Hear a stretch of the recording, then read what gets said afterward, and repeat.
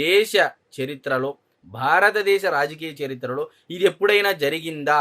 ఒక చైర్మన్, ఒక శాసనమండలి చైర్మన్ అంటే పార్టీలకు అతీతంగా నిష్పక్షపాతంగా వ్యవహరించాల్సినటువంటి వ్యక్తి ఈరోజు ఏకపక్షంగా మేము స్వచ్ఛందంగా రాజీనామా సమర్పిస్తున్నామన్నా సరే అని చెప్పేసి ఈరోజు తిరస్కరించడం అంటే ఖచ్చితంగా ఒక పార్టీకి కొమ్ము కాయడం అనేది ఈరోజు రాజకీయ వర్గాల్లో అయితే విపరీతంగా అయితే చర్చ జరుగుతూ ఉంది.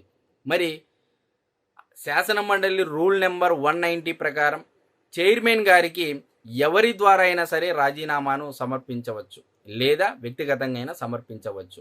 మరి వ్యక్తిగతంగా ఈవెన్ శాసన మండలిలో కూడా ఈ వైసీపీకి సంబంధించినటువంటి శాసన మండలి సభ్యులు మా రాజీనామాను ఆమోదించండి అని చెప్పేసి మొర్ర పెట్టుకున్నా సరే మోసేన్ రాజు గారు దీనిని తిరస్కరించడం